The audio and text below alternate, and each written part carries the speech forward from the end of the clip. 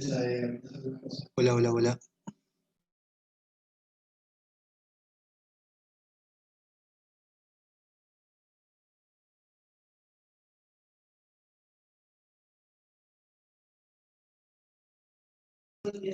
Hola, hola, hola.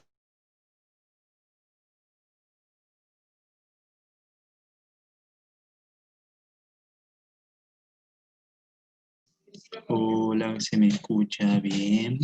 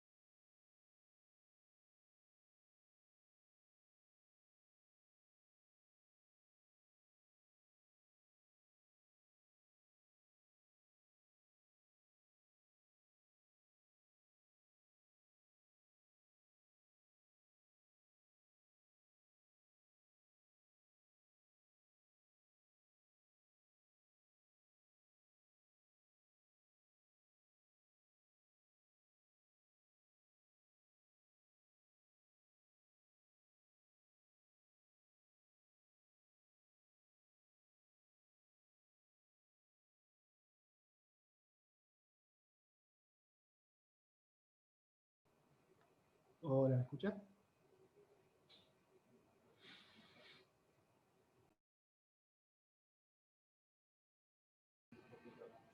Hola, ¿me escucha? Hola, hola.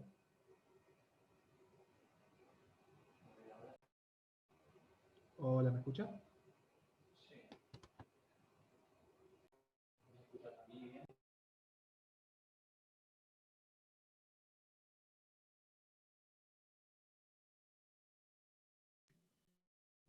Ahora sí me tendrías que escuchar.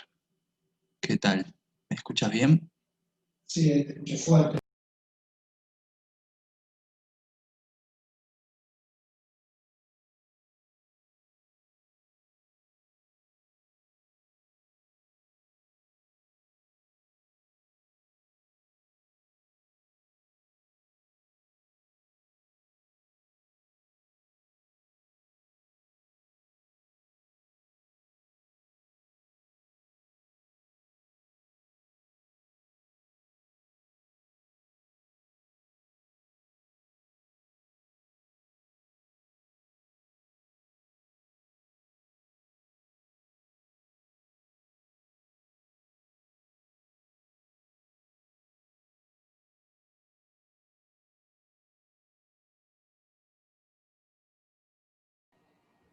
Hola Rodrigo, ¿cómo te va? ¿Me escuchás?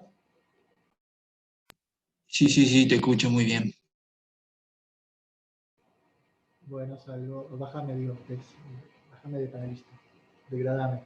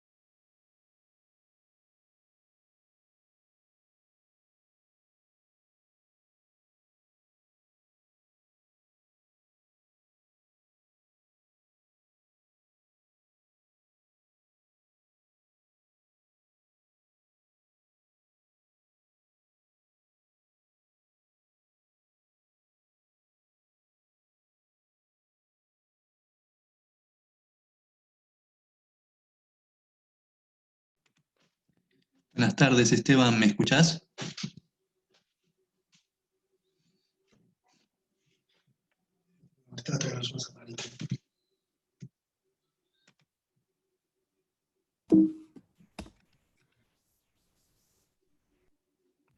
Ahí sí te puedo escuchar. Perfecto. Ahora te voy a ascender a panelista y automáticamente el programa te va a sacar y te va a volver a conectar. Bueno, impecable, no hay problema. Estoy familiarizado Ahí con va. el Zoom, así que no hay problema. Perfecto. Ahí lo mandamos.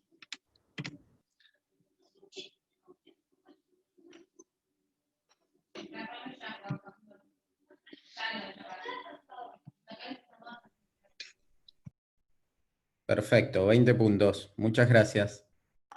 Perfecto. Yo soy Rodrigo. Cualquier cosita, voy a Dale, estar acá Rodrigo. ayudando. Impecable. Yo voy a dejar conectado ya por las dudas. Era para probar que entré un poquito más temprano. Perfecto. Muy amable, Rodrigo, ¿eh?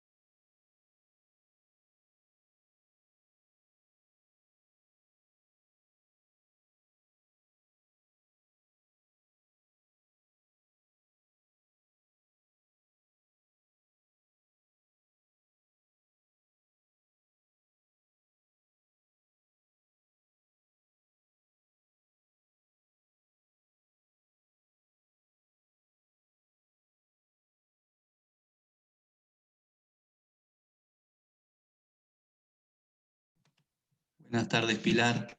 Rodrigo es mi nombre. Estoy acá ayudando con la cuestión técnica. ¿Se me escucha? Buenas tardes, sí, se te escucha. Perfecto. Ahora te voy a ascender a panelista. El programa te va a sacar y va a volver a conectarse automáticamente. Perfecto.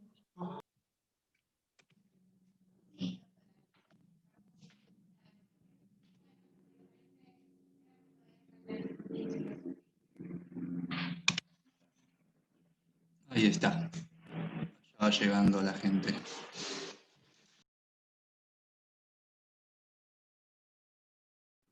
Hola, Pilar, buenas tardes. No te escucho nada, pero debe ser un tema del micrófono. Ahí Ahí está. está. Tenía silenciado mi micrófono. ¿Cómo estás? ¿Todo bien? Todo bien, por suerte. Bueno, bárbaro. Bueno, entiendo que por lo que habían acordado, arranca Carlos de corrido y después sigo yo. ¿Cómo Doc se cortó? Que entiendo por lo que me habías comentado que arranca Carlos de corrido y después sigo yo. Así es. Ok, bueno, excelente. Bueno, nada, quedo acá a la espera de lo que haga falta. Yo ya pude entrar, así que quedo atento a las indicaciones de ustedes. Perfecto, falta el doctor nada más que se una. Igual te hago una pregunta. Después de esto, ¿hay alguna actividad?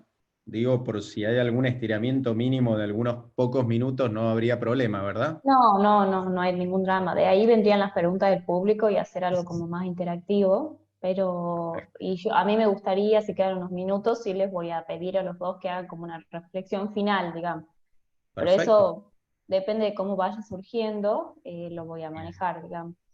Eh, Bueno. Yo armé igual los 3 bloques que me habían encomendado como para comentarlos bien lo más rápido y conciso posible. Ya tenemos Cosa 2 espectadores, ¿eh? Tengan en cuenta que los bueno, están escuchando. listo, impecable. Bueno, me voy a maquillar. Ya vengo, hasta luego. Chao.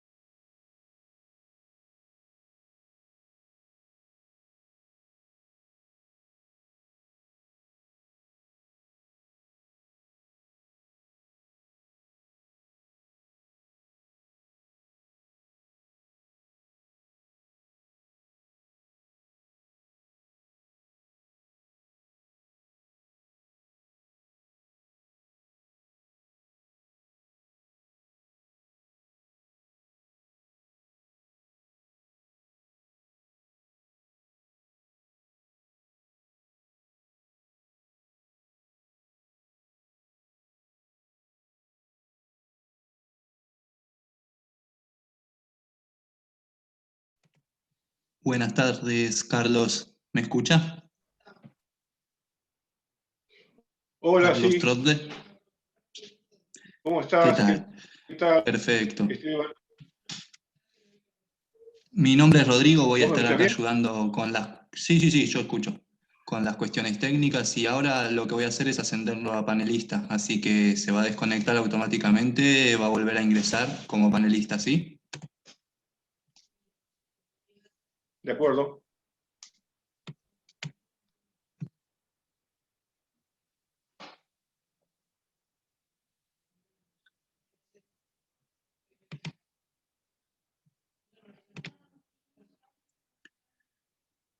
Perfecto, ya tenemos 2 espectadores, de a poquito se van sumando más, acaba de entrar uno más, así que tengan en cuenta que lo que digan lo escuchan, ¿sí?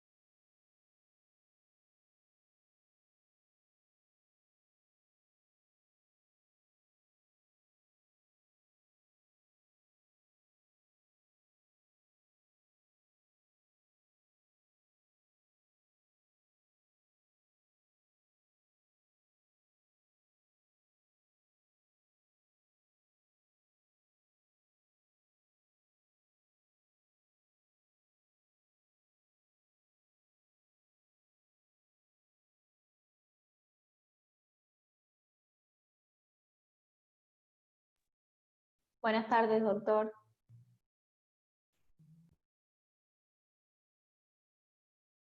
Perdón, un segundo. Hola, Pilar, ¿cómo estás? Buenas tardes. Todo muy bien, todo muy bien. Me alegro, me alegro. Bueno, estamos a la espera de que Rodrigo, que está a cargo de la coordinación, digamos, técnica, nos instruya.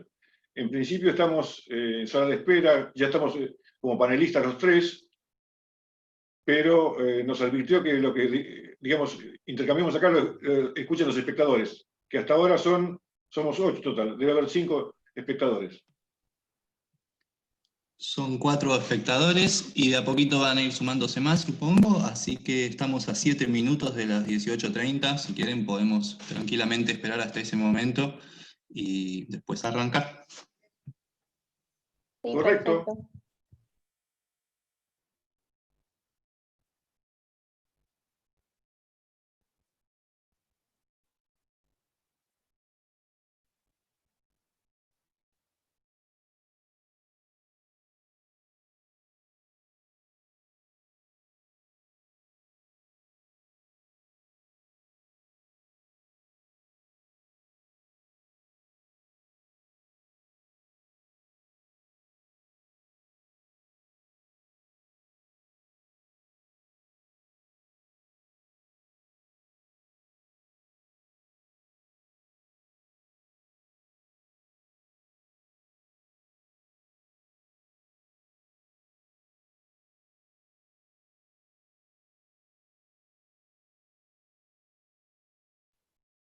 Rodrigo, ¿me escuchás? Rodrigo. Sí, acá estoy.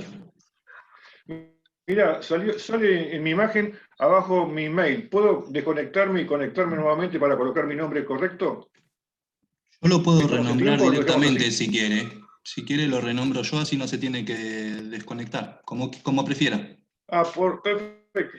Bueno, ponemos como Carlos Trotler. El apellido está bien, Carlos Trotler. Hola Carlos, buenas tardes. Buenas Listo. tardes, Esteban, ¿cómo estás? Un gusto verte. Bien, bien, todo muy bien. Un gustazo de verte también. Me alegro mucho.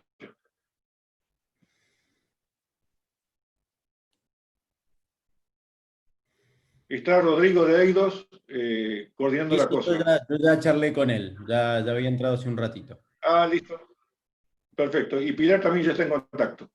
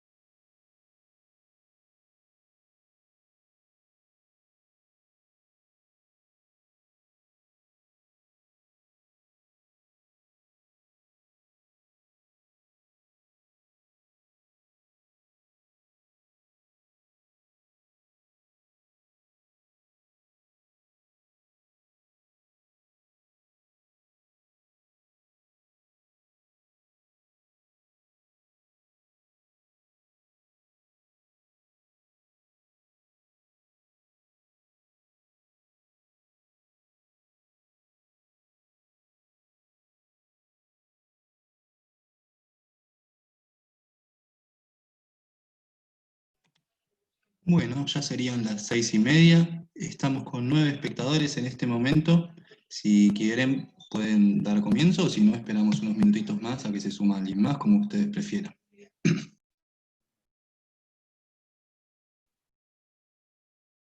No sé, opinemos Esteban y Pilar. En principio, no más de un par de minutos más para no atrasarnos. ¿Ustedes qué opinan?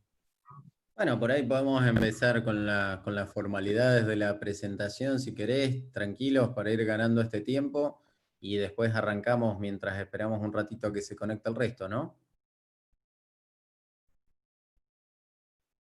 De acuerdo. Por mi parte está bien. Sí, como deseen. Yo no tengo problema.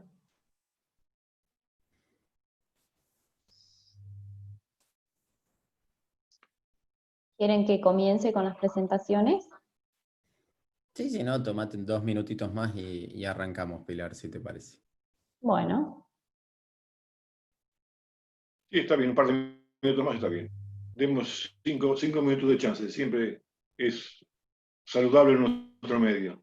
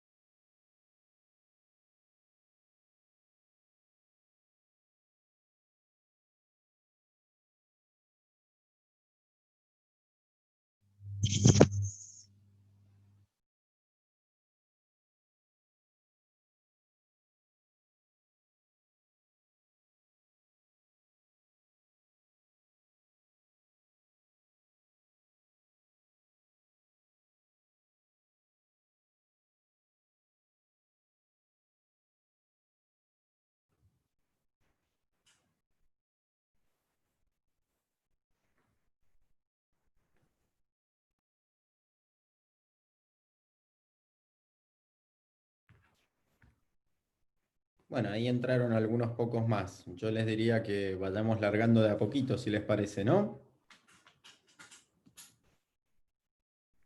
Adelante, Pilar, perfecto. entonces, sí, de acuerdo. Empiezo.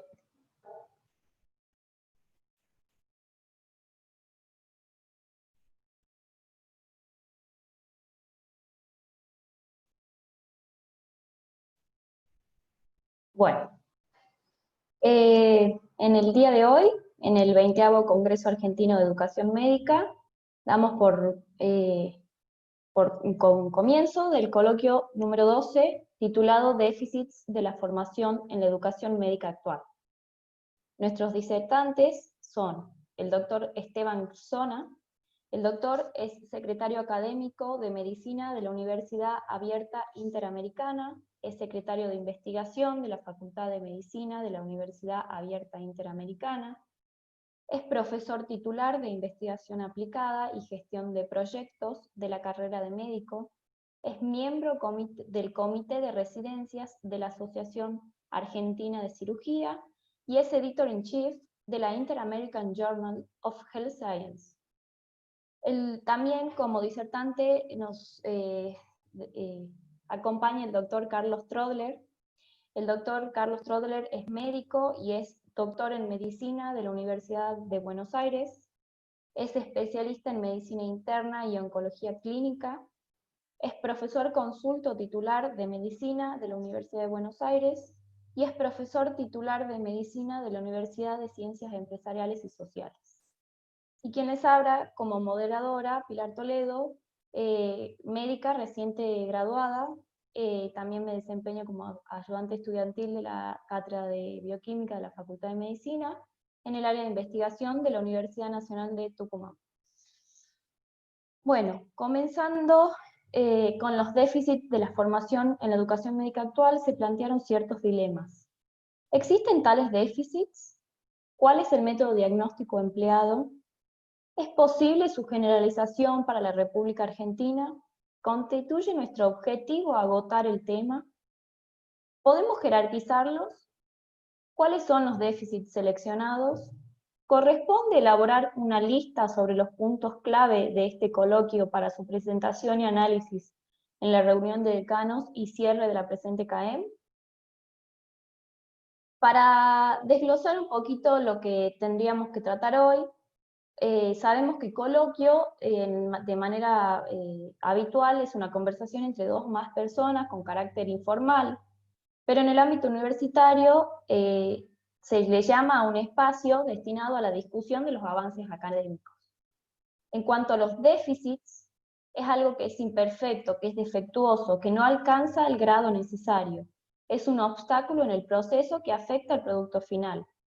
Y en cuanto a los dilemas, es una posibilidad binaria, una situación de quién debe elegir, con igual dificultad entre dos alternativas. En cuanto a si existe realmente un déficit en la educación médica, se acepta como real y como plural la existencia de tales déficits. La programación de este coloquio es una de esas evidencias. Luego también, la constante búsqueda de currículas ideales puede sumarse a la identificación de los fundamentos. Además, hay un ejemplo. Entre los múltiples considerandos de la resolución que determinó la instauración del IAR, recordemos que el diagnóstico fue trabajos prácticos deficitarios.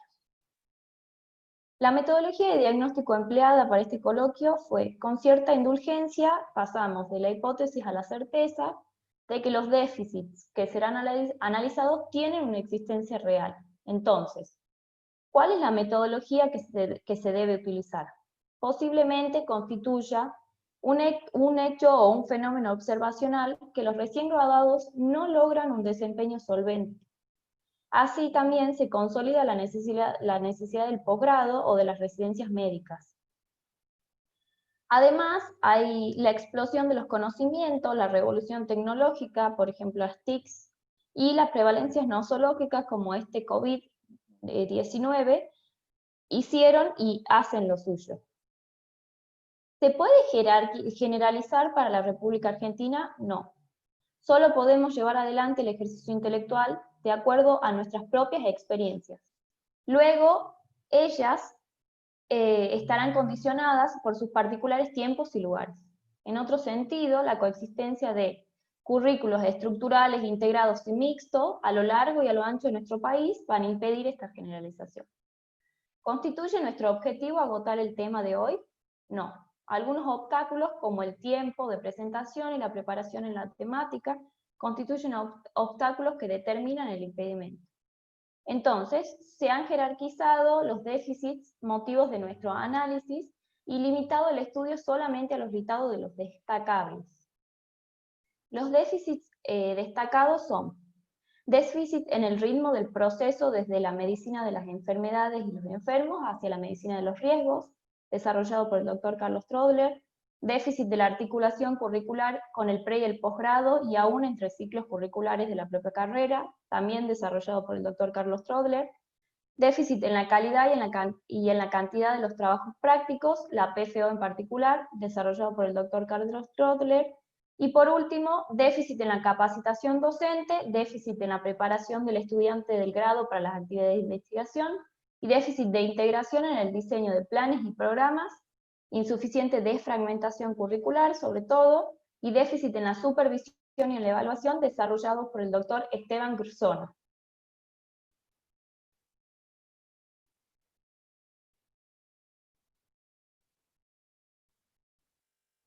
Bueno, habiendo ya presentado el tema, los invito a, si quieren, dar comienzo de la exposición y del coloquio. Al finalizar pueden hacer preguntas por el chat o durante la misma presentación. Cuando terminen las exposiciones, las preguntas van a ser respondidas por ambos doctores a medida que se las vayamos formulando. Muchas gracias.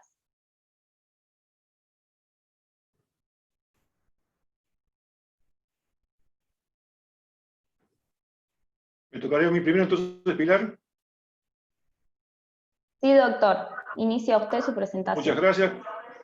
Muchas gracias. Compartimos pantalla entonces.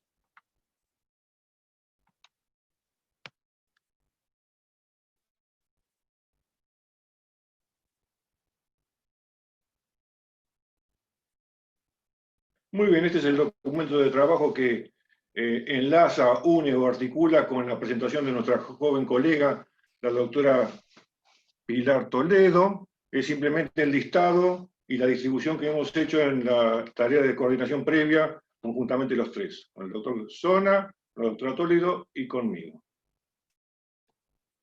Los tres déficits que en principio me toca desarrollar a mí son los siguientes.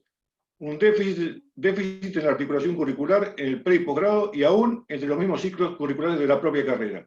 Déficit en la calidad y cantidad de trabajos prácticos, con especial observación de la PFO. Déficit en el ritmo del proceso que va desde la medicina de las enfermedades y los enfermos, es un modelo educacional antiguo, hacia un nuevo modelo educativo. Quiero comentarles que no existen conflictos de intereses en esta presentación, que el listado, tal cual mencionó Pilar, es una enumeración que no es excluyente, y también deseo enfatizar que no señalamos en este listado a ninguna escuela de medicina, ningún instituto, ninguna facultad de nuestro país. Es simplemente una observación genérica, no aplicable en particular a ninguna de las instituciones a las cuales pertenecemos o que conocemos. Finalmente, corresponde, por mi parte, agradecer a las autoridades de CAEM la oportunidad de estar presentes en este congreso. Veamos dos palabritas que son clave. Articulación, y acá recurrimos simplemente al diccionario. Articular es enlazar, es el enlace entre dos o más piezas. Articular es unir, enlazar, ¿no es cierto? Con la primera diapositiva yo articulé, uní la presentación de Pilar con esta. Integrar implica cohesión, integración implica cohesión, ausencia de conflicto entre los componentes de un todo. Integrar es combinar dos o más cosas para lograr un sistema efectivo. Luego, si hay tiempo, podré explicar, y si el auditorio le interesa, qué ejercicio hacemos en el taller de integración clínica de la UCE.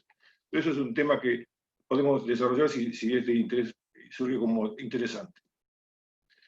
Luego, deseo proponer un consenso. A ver si lo logramos, esto vayan pensándolo, porque será importante lograrlo o discutirlo. Independientemente del proceso curricular que tengamos presente o del diseño de planes y programas que tenga la facultad, ¿cómo formamos a nuestros médicos? Y la respuesta sería esta. Desde hace unos años, la respuesta era bastante simple. Estudiábamos medicina y practicábamos medicina. Ahora aparecieron los TICs y la telemática, y con esta herramienta novedosa, digamos, enfatizada en estos tiempos de pandemia, hemos descubierto, o sabíamos, pero se hizo palpable, que mediante la educación a distancia podemos enseñar medicina y practicar medicina. Obviamente ciertas competencias, no todas, pero hay competencias que se pueden lograr a través de esta interfase. El consenso entonces es que deseo lograr es que cualquiera sea el número final de herramientas que logremos, entre la teoría y la práctica debe haber una correlación. Es decir, no pueden correr separadas la teoría de la práctica. Hay que enseñar medicina y practicar medicina, pero hay que enseñar y hay que practicar lo que se enseña. Digo esto porque no es infrecuente ver en situación real que las teóricas del día pasan por un lado y las prácticas pasan por otro. Hay una desconexión ahí, una falta de articulación que señalo como déficit. Insisto, no es ninguna facultad en particular, es una observación general a tener en cuenta. Entonces el consenso es, la correlación teórico-práctica será una consigna permanente en los diseños de planes y programas. Esta es la propuesta. Bueno, vamos calentando motores, y acá ustedes tienen una pintura que es conocida por todos, es la lección de anatomía del doctor Talp, de Rembrandt. ¿Qué quiero evocar con esto? La asignatura nave insignia de la primera parte de la carrera, del ciclo básico, anatomía normal. El tema es que esta lección de anatomía de Rembrandt no es la única. Acá a su izquierda tienen una que es menos conocida pero más memorable. Lección de anatomía del doctor Deiman. Deiman, D-E-Y-M-A-N. Lección de anatomía del doctor Deiman. El autor también es Rembrandt. Y en la derecha, de vuestras derechas, de la izquierda de la pantalla, un Picasso no muy conocido, un Picasso de la juventud. Ciencia y calidad, y quiero evocar a través de esta pintura premiada de la juventud de Picasso, evocar la asignatura nave insignia del ciclo clínico, que es la semiología. Bueno, esto ya es un tema que lo coloqué como histórico, pero acá existió este problema. Había una desvinculación entre el ciclo básico y el ciclo clínico. Esto era un paso abrupto y, en algún sentido, los más viejos lo recordamos bien, pasábamos de una fase de mucho estudio, mucho multiple choice, muchas horas de estudio, muchos exámenes sin conocer el profesor, a una situación totalmente diferente. La ansiada presencia del paciente, un trato directo con los maestros y la aparición justamente del ayudante o jefe de trabajos prácticos que nos enseñaba con su ejemplo. ¿No es cierto? Una modalidad totalmente diferente. Esto ocurría abruptamente entre el tercer y cuarto año de la carrera tradicional, la flexneriana, digamos, el esquema o modelo flexneriano, duro, rígido, por compartimientos, con materias que empezaban, terminaban, se tomaban exámenes y pasábamos a la siguiente. Insisto, esto es como ejemplo histórico, esto es una desarticulación intracurriculum que actualmente está ya prácticamente resuelta, pero sirve como ejemplo histórico.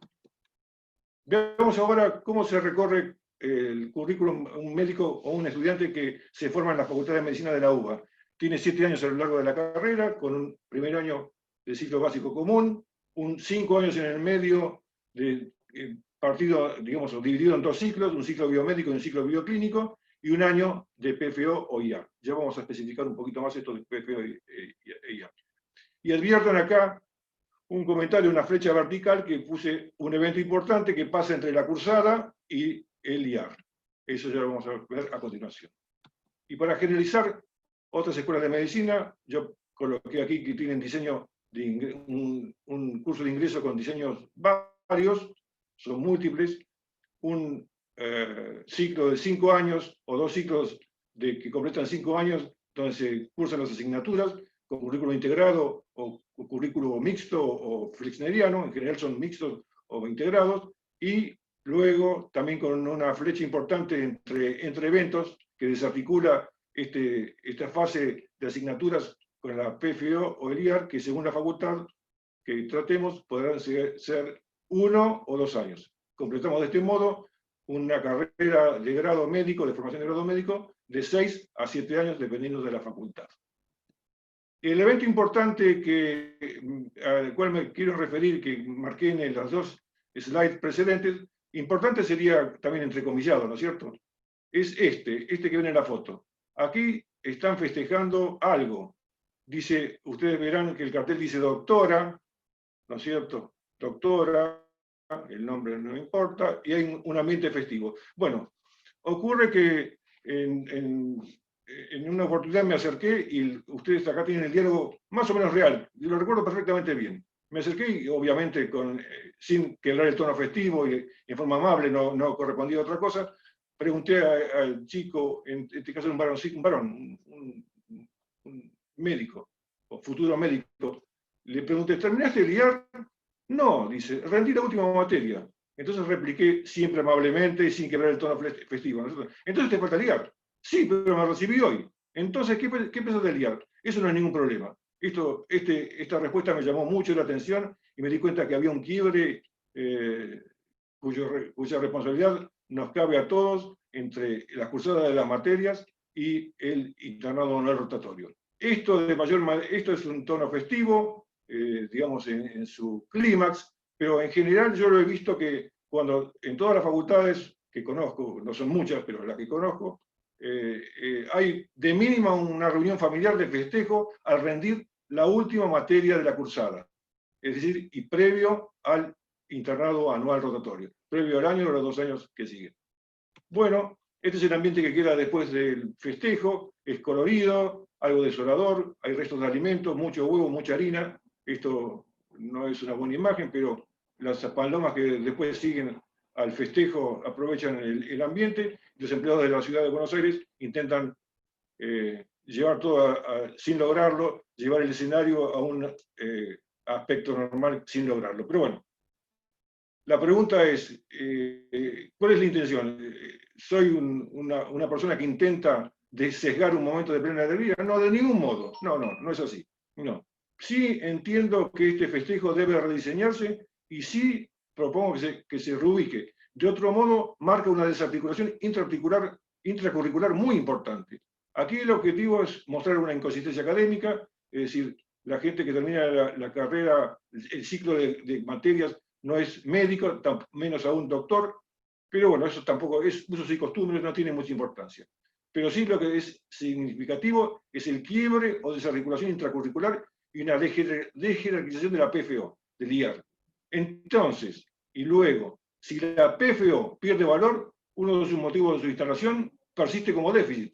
Si recordamos que uno de los motivos fue haber detectado que nuestros trabajos prácticos no eran lo suficiente para lograr las competencias adecuadas, según estándares, si no hacemos una buena PFO, entonces uno de los motivos esenciales de su instauración, que es tiene trabajos prácticos insuficientes, persiste como déficit. Ergo, no alcanzaremos las competencias que los estándares nos marcan. Entonces entiendo que el festejo debe ser rediseñado y reubicado después de esto. Este es un cuadro de Toulouse-Lautrec, acá está firmado por él, 1901, examen en la Facultad de Medicina. Este es el primo de Toulouse-Lautrec, el Marqués de Talleyrand. O sea, esto es un cuadro del realismo pictórico de Toulouse-Lautrec y marca el final de la carrera. El examen final de medicina, que para todos nuestros casos es el examen post-PFO. Y dijimos que íbamos a dar especial importancia a la PFO. Bueno, ¿son sinónimos el PFO y el IAR, internado rotatorio? No exactamente. Para nosotros, en la UCES, el IAR, el internado rotatorio clásico, es una asignatura, la asignatura central, la columna vertebral de la PFO. Pero la PFO tiene para nosotros la asignatura y tres actividades o escenarios auxiliares. 2 talleres, el taller de integración clínica, que maneja quienes habla, el taller de investigación y el laboratorio de simulación. Lo cierto es que el marco regulatorio de la PFO no es nuevo, es del año 2007, y este numerito 1314 es muy familiar para nosotros, marca todos los aspectos que marcan en forma regulatoria la carrera de medicina. La Autoridad de Aplicación y Control de Calidad es la CONEAU, y la CONEAU ha establecido puntualmente que deben implementarse unidades operativas específicas para este ciclo. O sea, la CONEAU, en sus medidas y efectivamente durante la acreditación, se fija que las facultades tengan unidades operativas específicas para el ciclo. Esto marca la importancia que se le asigna a la PFO por parte de nuestra Autoridad de Aplicación. El objetivo es muy importante, uno de los objetivos, es alcanzar la autonomía para la aplicación de las competencias profesionales. Este es el objetivo central de la PFO. Si no se hace una buena PFO, no se logra este objetivo. El impacto en la extensión de la carrera es importante. Tengan en cuenta que la misma resolución, la 1314 del entonces Ministerio de Educación, Ciencia y Tecnología, establece como carga mínima para toda la carrera 5.500 horas, y la carga horaria propia de la PFO, también por la misma resolución, es de 1.600. Fíjense que la PFO puede ser uno de 6 años, o sea, un sexto, o 2 de 7, 2 séptimos. Pero si confrontamos carga horaria, 1.600 de 5.500 es prácticamente un 30%. Y si de esas aplicamos que 1.280 horas específicamente mencionadas como de práctica, no teórica, práctica, 1.280 horas, esto es un 23% del total. Entonces, acá hay una conclusión fabulosa y muy de tener en cuenta. Esta carga horaria requiere actividad vespertina y guardias con participación activa. De otro modo, no se consigue cumplir con la carga horaria. Es decir, la PFO tiene que tener actividad vespertina. Con sus, no digo que sea fácil, pero digamos, si queremos aplicar exactamente lo que el marco regulatorio dice, debemos promover actividades vespertinas y guardias activas para los internos rotantes. Ahora viene lo siguiente, un tema muy importante. ¿Está articulada la formación de grado con la de posgrado? Debería estarlo, ¿no es cierto? Pero no lo está. Y yo encontré, hay varias razones, pero las dos que yo puedo citar son las siguientes. Primero que los UDH, digamos, la gran modificación de los años 60 para la formación médica de grado, es decir, la participación de los alumnos, de los estudiantes de medicina en sedes hospitalarias, trabajando en tiempo y en situación real, obviamente no en actividades asistenciales, sino en actividades educativas, con un tutor, nació en el Ministerio de Educación. Y las residencias médicas partieron de un organismo especial que se denominó en su tiempo el Consejo Nacional de Residencias Médicas. La otra razón, y voy a explicarla un poquito más adelante, es el tremendo régimen de trabajo en el cual los residentes de primer año están inmersos. El R1 está muy sujeto a su tarea, muy presionado por sus horarios, con gran cantidad de tareas, mucho más aún en la actual pandemia, y con poco deseo o posibilidad de enseñar o de tener asociado a un R0. ¿Deben articularse el grado y posgrado? No me cabe ninguna duda que sí, y entiendo que hay un único mecanismo que es conformando la dupla estratégico-funcional R0-R1, donde el R0 es el interno rotante, el cursante de la PPO, y el R1 es el residente de primer año. ¿Fácil de hacer? No, pero creo que es la fórmula a la cual debemos tender, porque si recordamos que nuestros hospitales son de cultura matutina, funcionan al 100% durante la mañana, en tiempos normales, ahora estamos en una época en particular, pero en tiempos normales funcionan al 100% por la mañana con todo su personal, especialmente su personal médico. Y el que está por la tarde es el residente. Muy bien, entonces acá aparecen dos razones para que logremos esta dupla funcional. Unir de la mano al R0, al interno rotante, con el R1, que es justamente promover la actividad vespertina necesaria para cumplir, como dije antes, con la carga horaria correspondiente. Y luego aparece el modelo asistencial. Acá tienen en un autorretrato de Goya, él coloca al pie él, en forma manuscrita, al pie de su cuadro, describe las circunstancias, dice que fue ayudado por su amigo Arrieta. Su amigo Arrieta es su médico, el médico Arrieta. Y aquí vemos una actitud interesante. Arrieta lo conforta, lo abraza, lo sostiene y lo medica. Esto es un modelo asistencial muy interesante, que es el tradicional, donde formábamos médicos compasivos, con una actitud holística, abarcativa, cuidando del paciente, ayudándolo, y el hecho de que el mismo paciente lo haya titulado su amigo, brinda una connotación interesante a la relación médico-paciente aquí graficada y a la cual evocamos. Pero a partir de nuestros amigos cardiólogos aparecieron los factores de riesgo. Ya nadie desconoce ni deja de prestar atención a los factores de riesgo cardiológicos, pero factores de riesgo existen en todas las enfermedades. Y esto es lo que hay que ubicar como entrenamiento, es decir, lograr que nuestros graduados detecten riesgos y los manejen, especialmente los riesgos que son evitables de enfermar y morir.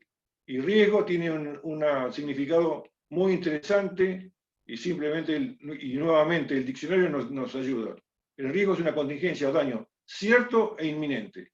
Cierto que implica que es real, no ideal, mágico, inventado. Es real, es cierto, e inminente que puede ocurrir en cualquier momento. Esto obliga a nuestros graduados a que sean entrenados en este aspecto y una vez detectado el riesgo, lo manejen, no lo ignoren.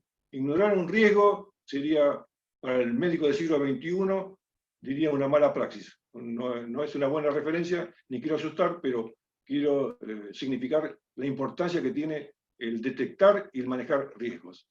Y el nuevo modelo educativo implica no desdeñar lo que ya es tradicional, es decir, formar un buen médico y una buena persona. Es decir, que un médico sea idóneo y compasivo. Esto es muy simple. Si ustedes le preguntan a un paciente qué busca de su médico, le va a contestar, no diría en el 100%, pero en el 99% de los casos, desean de su médico que sea una buena persona y un buen médico. Eso es lo que buscan. Esas son dos aspectos que, digamos, simples de mencionar, difíciles de conseguir o de obtener, pero es un objetivo del modelo tradicional que debemos mantener. Entrenado en el manejo de los riesgos, bien predispuesto para la investigación, apto para la actividad docente y con capacidad para proyectar su acción a la familia, a la comunidad y aún al medio ambiente. Vean lo que le depara al médico del siglo XXI. Pilar, esto es para ustedes. Pilar, Toledo, es para tu generación. Mantener lo tradicional y agregarle el buen manejo de los riesgos, apto en la investigación. Yo creo que mi colega, el doctor Esteban Grosna, ya hablará sobre el tema, lo mismo que la aptitud para la actividad docente, y acá, insisto, ampliar su foco, ampliar el zoom y proyectar su acción no solo al paciente, sino llevar esto a la familia del paciente, a la comunidad a la cual pertenece y aún al medio ambiente en el cual estamos inmersos. Para conclusiones, un puñado me basta. Un puñado de 5. Yo utilizo 4, o sea que un puñado me es suficiente. Entiendo que los planes y programas de las facultades y escuelas de medicina del país deben enseñarse con un sentido de equipo. Es decir, los docentes de la facultad deben trabajar en equipo. Ello ya automáticamente favorecerá que el plan y programa, y los planes y programas tengan estructura, sean íntegros, tengan integralidad y respeten la debida correlación teórico-práctica. Correlación teórico-práctica, un consenso que hemos mencionado y propuesto al inicio de nuestra charla. La PFO debe regresar a las bases de su creación y al efectivo logro de su objetivo docente, lograr las capacidades, las competencias para el desempeño del recién graduado en su carrera profesional. Es necesario articular urgentemente los estudios de grado y posgrado. Uno de sus componentes centrales es el logro de la dupla estratégica funcional R0, R1, que también hemos conversado. Y también proponemos como punto final que se acelere el proceso que ya está en marcha, es decir, el proceso de rumbo hacia un nuevo modelo educativo, en particular a lo largo de la formación de educación médica. Empecé dándole las gracias a la autoridad del CAEM, ahora le doy las gracias a ustedes. Este es un cuadro de El Greco, caballero con la mano en el pecho, de modo que esta actitud marca sinceridad. Es la sinceridad que expreso en agradecerle a todos su atención. Muchas gracias. Muchas gracias, doctor, por su presentación. Ahora le damos la bienvenida al doctor Persona para que comience su presentación. Bueno, buenas tardes a todos. Voy a ir compartiendo la pantalla. Si me dan un segundito. A ver, perdón. Espera, denme un minuto. Porque me abrió algo que no era. Ahí está. Ahora sí. Si me confirmás, Pilar, si ya están viendo la pantalla mía. Ya está, doctor. Se está compartiendo, solo falta presentarlo. Ahí está. Bueno, perfecto, muy amable. Bueno, veo que hay muchos colegas y amigos conectados, así que bienvenidos. Y bueno, yo voy a tratar desde mi óptica de contar alguna serie de reflexiones que se me ocurrieron para ilustrar estos tres temas que tienen que ver fundamentalmente con los déficits relacionados a los planes de estudios o a las currículas, por otro lado a la capacitación docente y por último algo sobre la arista de la investigación en los alumnos. Así que, bueno, vamos a arrancar con la primera parte y vamos a charlar un poquito de los planes de estudio.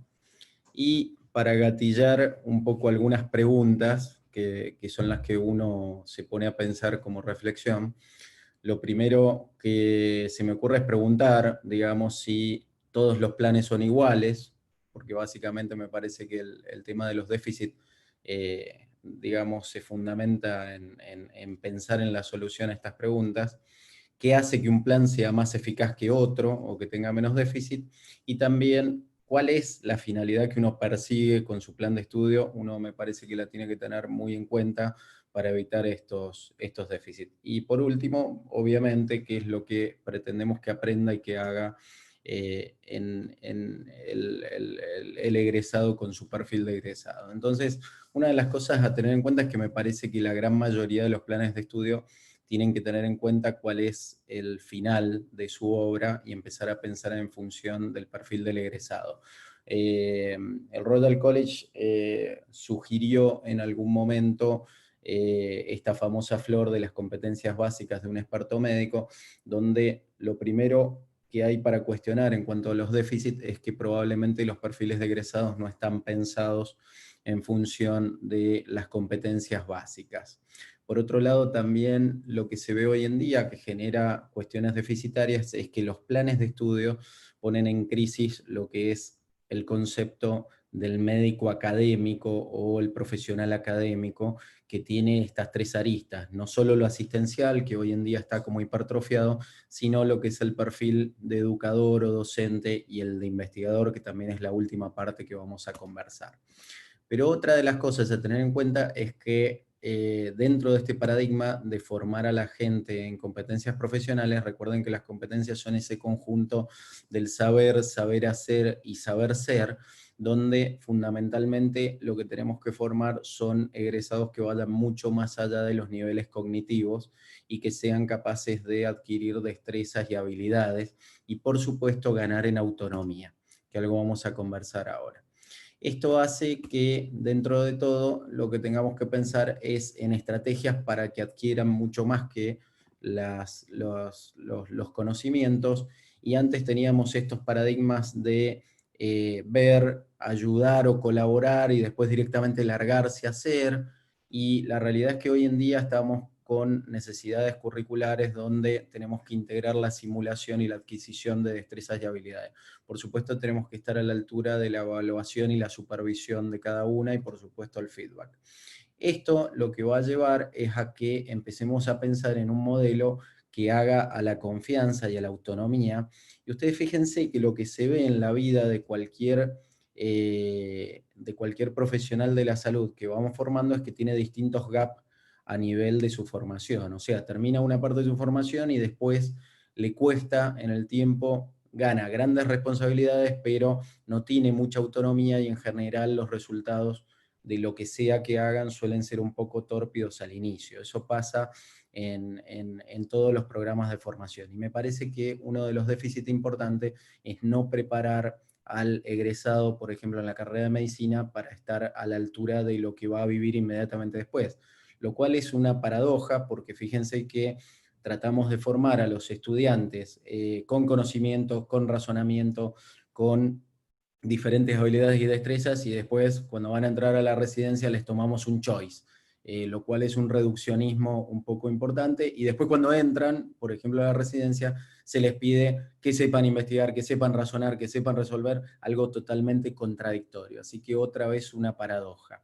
Esto es en cuanto a la primera parte, y vamos a la segunda. En cuanto a la capacitación docente, aquí lo que se me ocurre como preguntas para reflexionar es, primero que nada, saber si un docente bien formado, qué características tiene.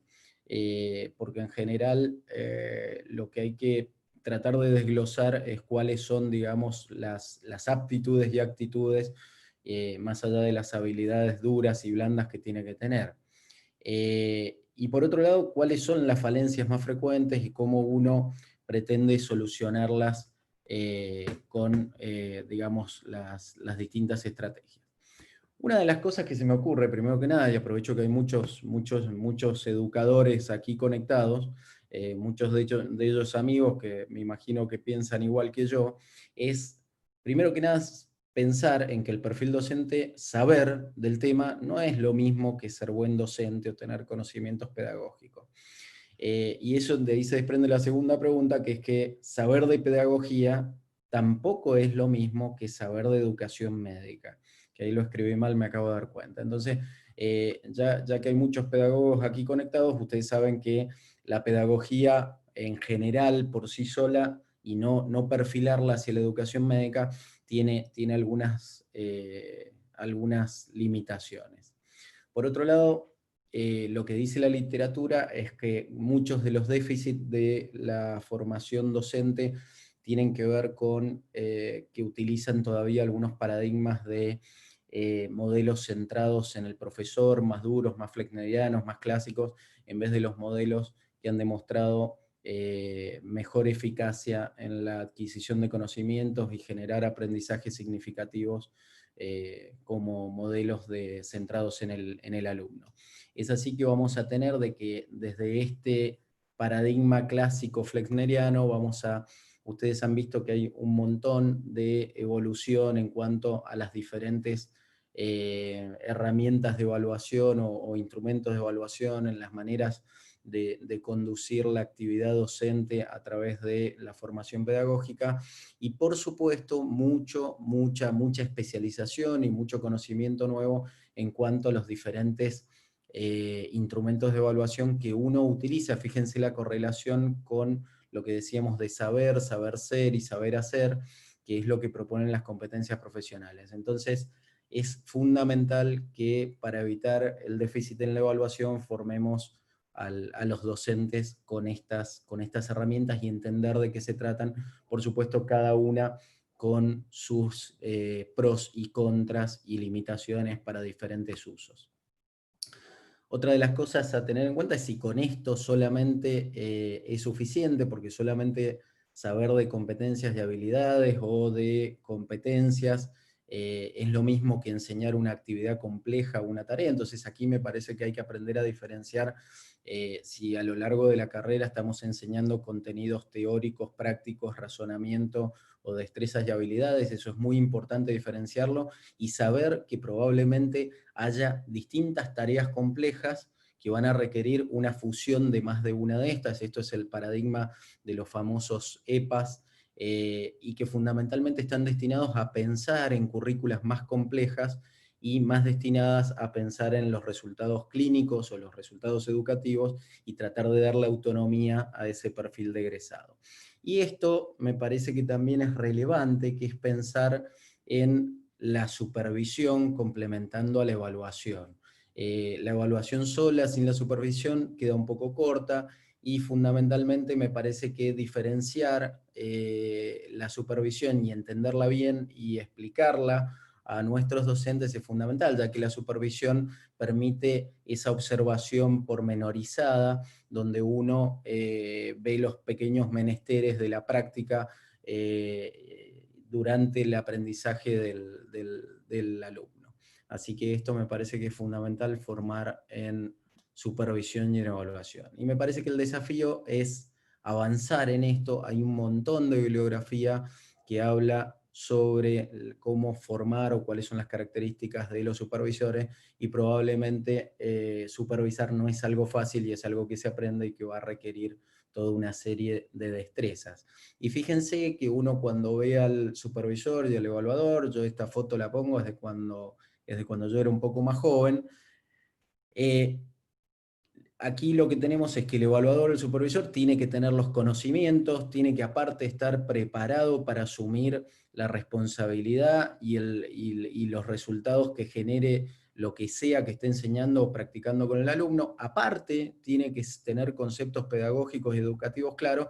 Y por último, también tiene que integrar estrategias de feedback y de retroalimentación para poder cerrar que esa evaluación sea realmente una instancia de aprendizaje como debe ser. Así que eso es lo que justifica que algunos como yo hayamos perdido los pelos en el camino, porque como sabrán, no son actividades muy simples, sino complejas. Perdón que se largó esto. Aquí les pongo un pequeño video que tomé que me parece muy interesante, que sintetiza algunas cualidades de los profesores que son más efectivos. Kenneth Bain es un profesor y autor estadounidense que actualmente ejerce de presidente del Best Teachers Institute, una organización de investigación y educación en Nueva Jersey y en Washington, D.C. Durante años se dedicó a buscar y a estudiar a los mejores profesores de Estados Unidos y con ello ha creado una gran guía con una gran cantidad de ideas para reflexionar conscientemente sobre la práctica docente. En el siguiente vídeo vamos a ver cuáles son las características de estos profesores y yo te invito a que al final del vídeo dejes en los comentarios cuántas de las siguientes técnicas llevas a cabo y si añadirías alguna más para completar la lista.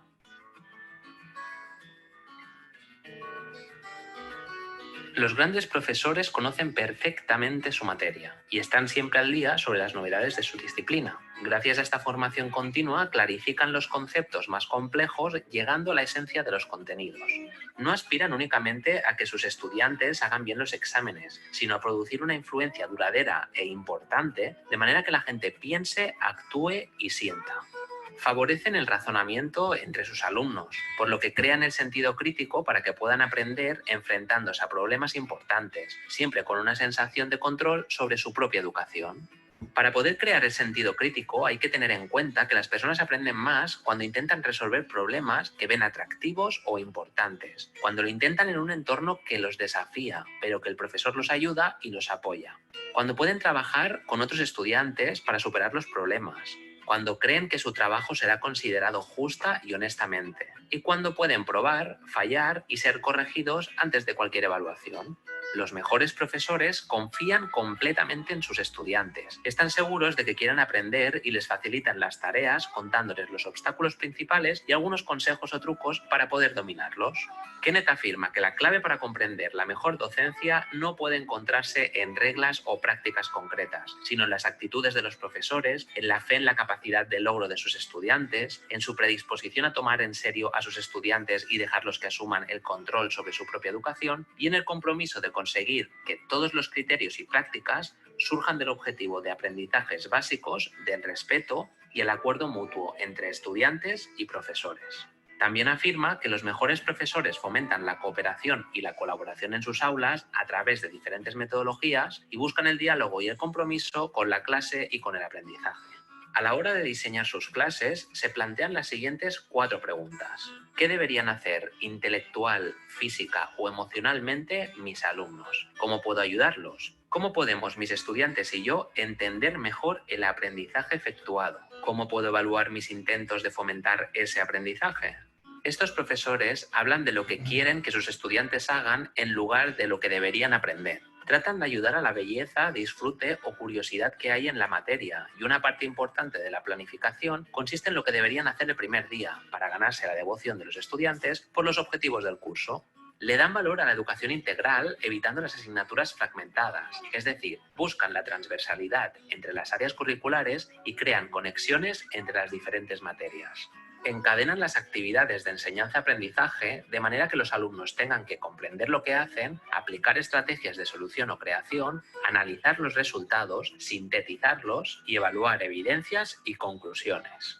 En cuanto a las evaluaciones, no dan puntos por cumplir ciertas reglas como participar en clase o a las tutorías, sino que animan a seguir esas reglas por beneficio intrínseco. Por otro lado, de la misma manera que evalúan a sus alumnos, también se evalúan a ellos mismos. Este método de autoevaluación les permite revisar y mejorar su propia práctica docente. En cuanto al contexto escolar, tienen un fuerte sentido de compromiso con la comunidad académica. Ven su labor dentro de la globalidad e intercambian con sus compañeros ideas sobre la mejor forma de educar. Consideran la docencia como un trabajo intelectual, creativo, serio e importante. A modo de resumen, después de este pequeño análisis del libro Lo que hacen los mejores profesores, si tuviera que decidirme por 3 adjetivos para definir a un buen profesor, diría que es una persona entusiasta, comunicadora y emprendedora. ¿Y tú? ¿Te sientes identificado o identificada con los aspectos que define Kenneth? Kenneth. Bien. Por otro lado, otra de las cosas a charlar, recién hablábamos de el rol del docente, pero también tenemos que charlar un poco de los déficits que tienen que ver con el rol del alumno y probablemente lo que tengamos que tener en cuenta con el cambio generacional. Dicen que estamos por todos lados y hemos venido a acabar con lo tradicional. Dicen que somos inteligentes, autosuficientes, creativos y hasta un poco soberbios.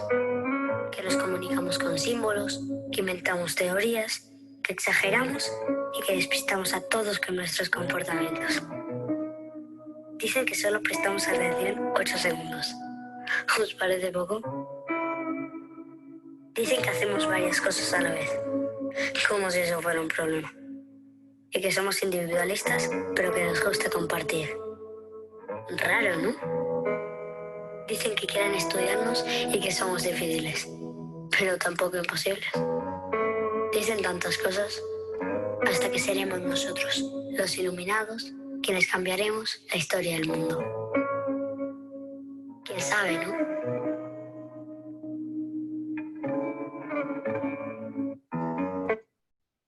Bien, una de las cosas a tener en cuenta en cuanto a los déficits es que probablemente lo que tengamos que hacer es adecuar todo el desarrollo curricular a los tiempos que corren. Ustedes saben de que esto parece un juego nuevo, pero tiene reglas viejas. Entonces lo que hay que hacer es probablemente adecuar las currículas para aprender a lidiar con estas cosas. Ustedes saben de que hoy en día han cambiado muchas cosas, se llega a cualquier lugar fácilmente y a la información de manera, digamos, con una disponibilidad enorme y un volumen de información con una inmediatez terrible.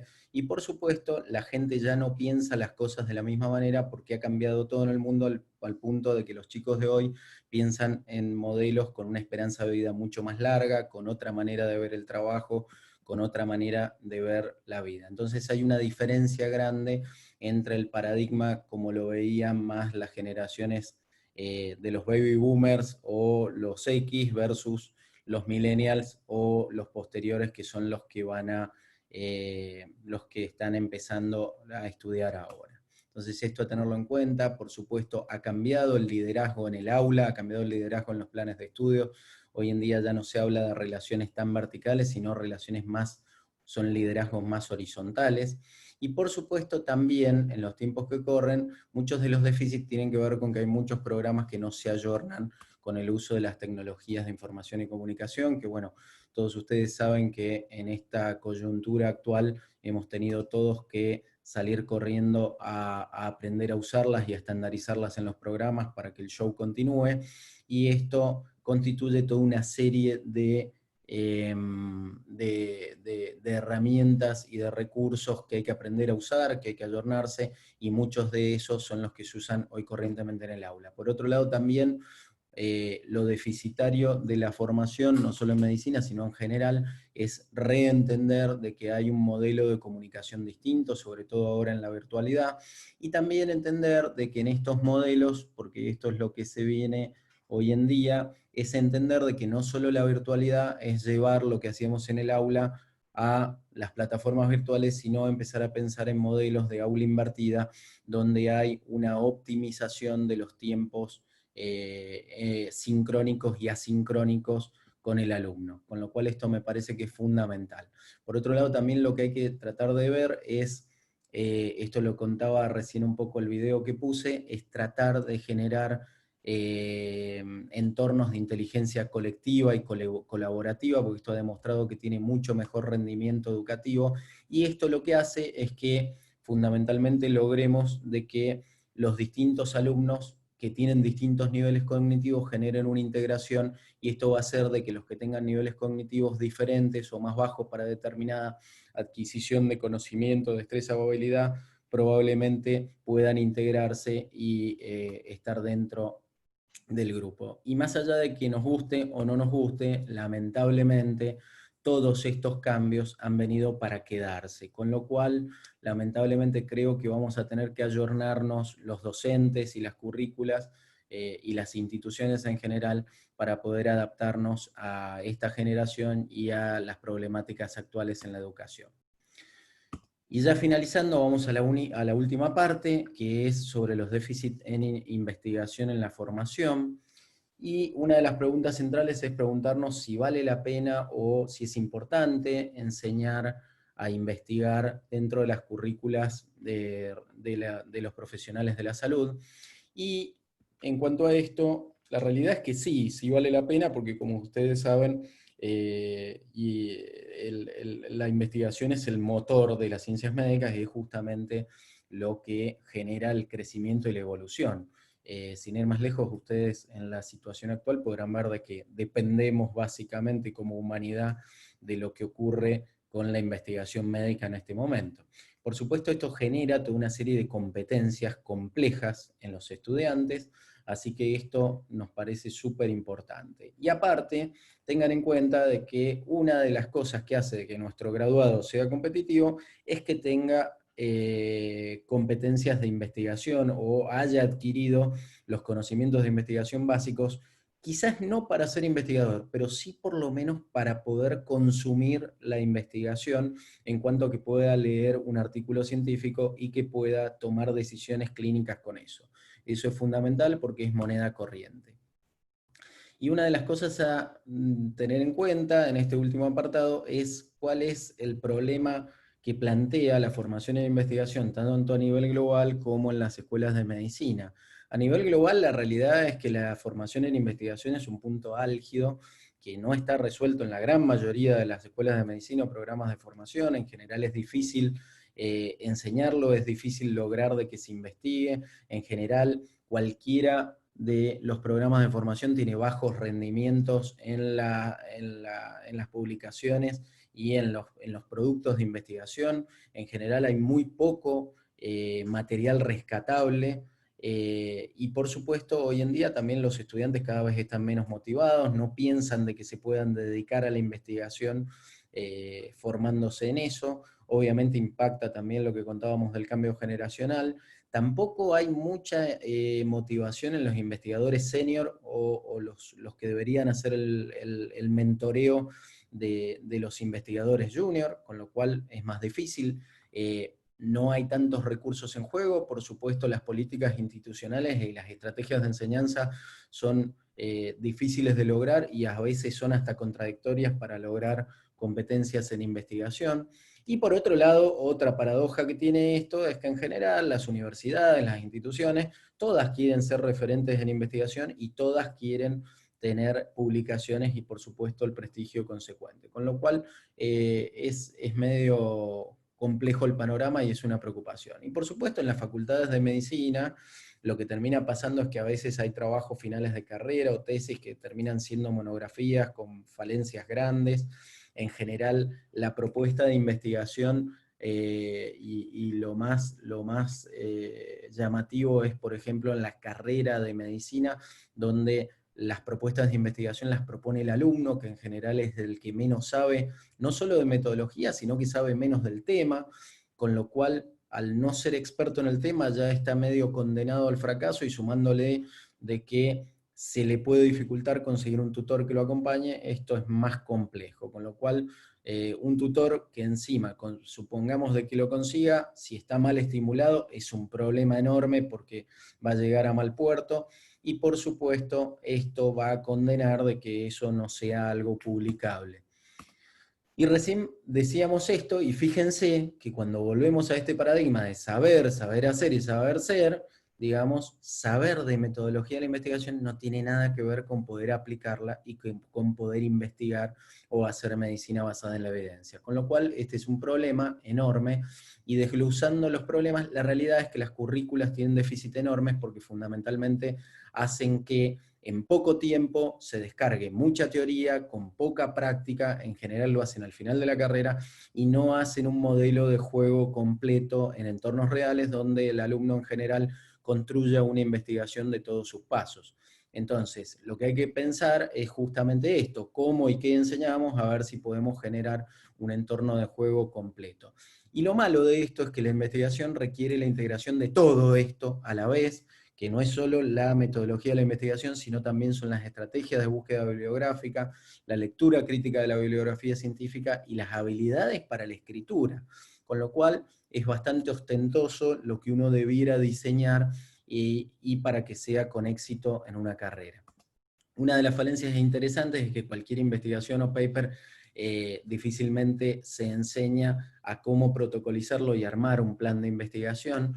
Esto, la realidad es que hoy en día está totalmente publicado, no hay que inventar nada, simplemente hay que implementarlo. Hay guías en español, en inglés, hay mociones enteras como Equator Network que hasta las utilizan de base las revistas científicas, y por supuesto también algunos programas de habilidades en lectura crítica que tienen todo inventado, y la realidad es que lo único que hay que hacer es utilizar esas herramientas. Esto creo que hay que llevarlo al aula y a los programas de formación. Y una de las cosas más deficitarias en la formación e investigación es que al alumno no se lo pone en contacto rápidamente con literatura científica, con el trabajo, el paper publicado, y sí el alumno se acostumbra más a leer de resúmenes, a leer de libros, que para que ustedes se den una idea, el libro es homologable a la revisión narrativa, que es el peldaño más bajo de la evidencia médica, por lo menos cuando uno va a los buscadores específicos. Con lo cual, me parece que el alumno tempranamente tiene que leer este tipo de literatura y hacerse amigo de eso. Y por supuesto, una habilidad enorme que no podemos dejar de enseñar es que empiece a buscar literatura, a enseñarle, a pescar la literatura en los buscadores de referencia, y a aprender a gestionar palabras claves y usar operadores booleanos y filtros y demás para poder autogestionar el conocimiento. Por otro lado, también una de las cosas a tener en cuenta es si vamos a requerir para tutorizar docentes e investigadores o los dos, porque fíjense que acá empezamos a pensar en un paradigma para enseñar la investigación donde el facultativo tenga un poco de cada cosa y aparte tenga condiciones para mentorear a ese alumno y conducirlo a la investigación.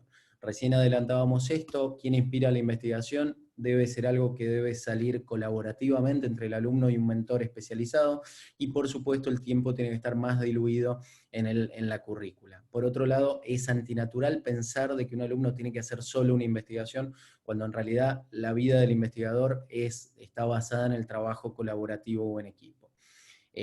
Por otro lado, investigar sin enseñar a publicar es complejo, porque la realidad nos muestra de que todo lo que no se publica en general no existe, es así de cruda la investigación, y lo que hay que empezar a enseñar es cómo escribir una propuesta, digamos, con altura. Y esto no solo es un problema del alumno, sino que a veces nosotros los docentes fallamos en esto, y no es un modelo muy replicable para el alumno o imitable. Esto tampoco hay que inventarlo, hay pilas de bibliografía escritos sobre esto, y también una de las cosas a tener en cuenta es que así como enseñamos a leer paper, a que los vean, hay que empezar a ver un poco el tema de los procesos editoriales, o por lo menos la mínima parte que necesita informativamente el alumno para entender de qué se trata un proceso editorial y las reglas de autoría. Por supuesto, el idioma es un problema enorme. Hoy en día ustedes saben que la investigación tiene un solo idioma universal, que es el inglés, por lo menos para los buscadores de referencia, así que claramente aquí hay que pensar si los déficits de las asignaturas de inglés médico están a la altura o no, porque esto no es enseñar inglés, es enseñar inglés técnico y su interpretación. Y por supuesto, aquí también en la investigación hay que tener en cuenta esto, que es que hay que alinear tanto a los alumnos como a los investigadores principales o tutores y las políticas educativas. ¿Y cómo hacerlo en un mundo moderno? Por supuesto, va a ser ayornarse con herramientas tecnológicas. Y ya para cerrar, creo que para cerrar este déficit uno tendría que tener estas máximas. Primero que nada, plantear muchas líneas de investigación, que las plantee un investigador principal y que el alumno las elija y los acompañe, generar muchos pools de proyectos para que el alumno pueda elegir según su preferencia, o como alternativa que el alumno lo haga con el tutor. Aparte de eso también que tenga una correlación con la currícula que sea como comentábamos recién, amalgamable, y por otro lado enseñar el paradigma del protocolo de investigación y del artículo científico, y por supuesto entrar en el uso de herramientas, digamos, técnicas y tecnológicas que puedan asistirlo para hacer esto al alumno. Este es el modelo que nosotros aplicamos en la Universidad Abierta Interamericana, donde fíjense que a través de una plataforma electrónica que cruza todo esto, digamos, generamos pool de líneas de investigación que están alineados entre el alumno, las carreras y las políticas institucionales. Y pensar en esto de que los alumnos transiten de alguna manera, aunque sea en un potrero educativo, por decirlo así, todas las fases de una investigación desde que se aparece la idea hasta que se publica. Y por último, nosotros al menos creemos que el modelo de juego completo es darles un lugar a donde publicar, entonces también pensamos justamente en el modelo de una revista donde puedan publicar o al menos aplicarlos de buena calidad a publicar. Dicho esto, Pilar, yo ya terminé, así que les agradezco su atención y dejo lugar a las consideraciones finales que pudieran tener y que charlemos del tema.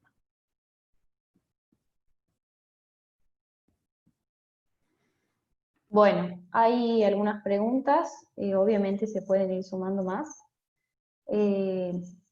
La primera, Virginia, haciendo alusión a todo lo que decía el doctor Trodler, en que los estudiantes sienten que el recibirse tiene que ver con aprobar todos los exámenes y no con la PFO.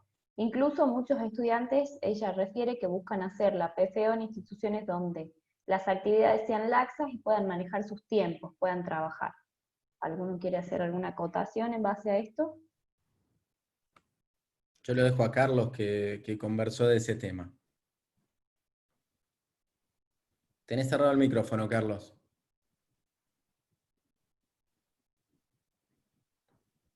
Bueno, es coincidente la observación con la que he presentado, es absolutamente cierto. Lo que debo agregar es que los alumnos son inteligentes en ese sentido, porque pierden el tiempo. Evidentemente buscan alguna facilidad para que la PFO transcurra de modo laxo, flexible, amigable, pero no son inteligentes, no pierden el tiempo. En realidad se están preparando para el paso siguiente. Ellos utilizan ese año para prepararse para el examen de la admisión a la residencia. De modo que, por una parte, digamos, celebro que la observación no sea solo la mía, sino que se coincida con este tema, este quiebre de articulación entre grado y posgrado, y después resaltar que los alumnos utilizan, no pierden el tiempo, utilizan ese tiempo para estudiar y prepararse para el examen de residencia. Perfecto, doctor. Una segunda pregunta para usted, doctor, que del doctor Carlos Spector, no sé si es doctor, del señor Carlos Spector, que dice que doctor Trodler, ¿qué opina para el nuevo modelo educativo que la residencia sea obligatoria, lo cual implica que la finalización del grado no implica que adquirir el título habilitante de médico? Bueno, es una gran pregunta. Sí, profesor Spector, sí. Muy interesante la pregunta. Tenemos que referirnos a países donde esto ha ocurrido. Evidentemente hay países que han implementado esto, han hecho obligatoria la residencia como formación de posgrado y la matrícula habilitante, que no es un trámite, sí, es un número la matrícula, pero en realidad es la autoridad del país que dice, usted puede ejercer como médico. Parece un trámite, logra la matrícula, pero en realidad es una autorización para ejercer la medicina. Esto ocurre en estos países luego de aprobar la residencia, no como en el nuestro, al finalizar la carrera, al finalizar la PFO. Pero aquí hay una consideración muy importante. En esos países existe un modelo donde para ingresar a la facultad hay grandes inconvenientes, digamos, los requerimientos de ingreso a la facultad son elevados. Hay cero pérdida de alumnos, es decir, el alumno que logra ingresar a una facultad termina, en general hay poca deserción.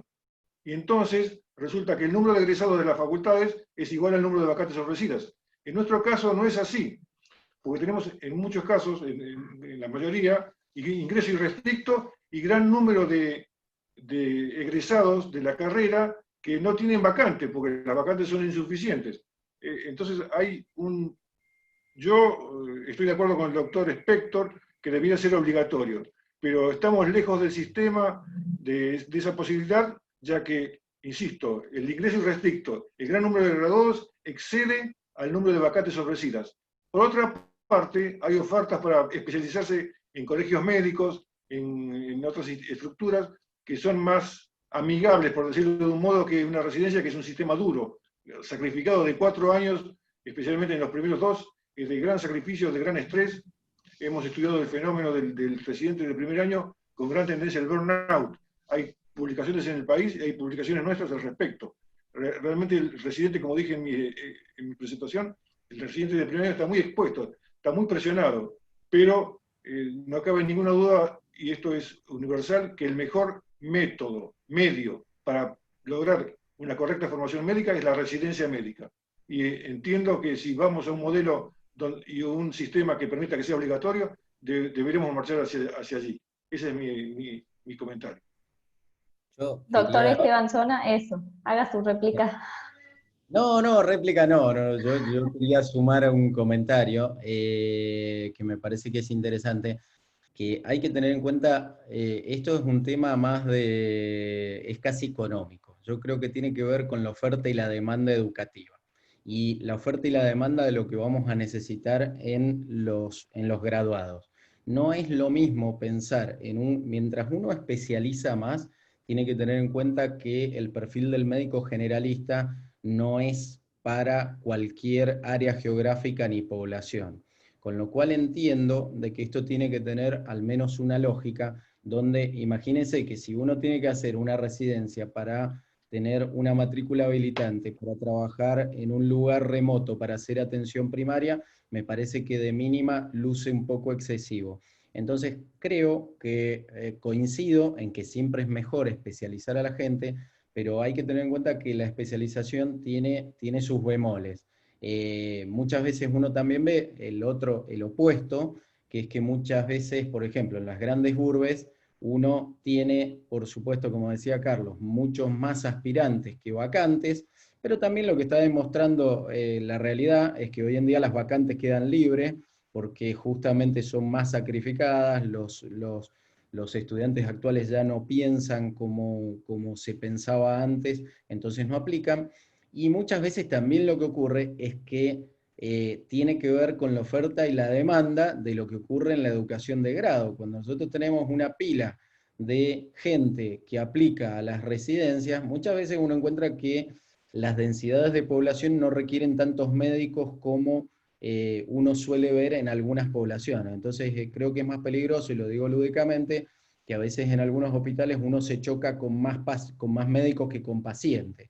Entonces, bueno, me parece que, digo, esto no es contradictorio con lo que comentaban, pero digo que me parece que hay que adecuarlo a las ofertas y a las demandas poblacionales, educativas y de salud para pensar, digamos, cuáles son las necesidades. Nada, ese era mi comentario.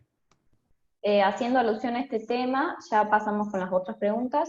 Previo, dice la señora o señorita María Emilia Dionisio, que dice que la diferencia es que las universidades titulan después de la residencia y las otras instituciones certifican. En cuanto a la otra pregunta que se había generado, es de Verónica, dice, además de la asistencia, la docencia y la investigación, que ya es bastante, ¿no debería promoverse la formación en gestión teniendo en cuenta el impacto que las decisiones del médico o médica tienen en el sistema de salud? Calidad, seguridad, accesibilidad, eficiencia. Bueno, ahí si me lo permitís, yo quiero hacer un comentario. Me parece excelente el comentario porque una de las cosas a tener en cuenta es que el perfil del egresado del 2020 vive en un mundo donde, como ustedes saben, la gestión es fundamental, el liderazgo en el personal de salud es fundamental en el mayor de los sentidos, pero aparte estamos incluidos en un paradigma actual donde es mucho más litigante la salud, entonces ya es más difícil de que el estudiante desempeñe labores prácticas durante su educación sin correr un riesgo legal, y las instituciones también, con lo cual el paradigma de la seguridad del paciente, los litigios que están a la orden del día y demás, hacen bastante más difícil, digamos, el desempeño y la adquisición de habilidades, con lo cual me parece que es fundamental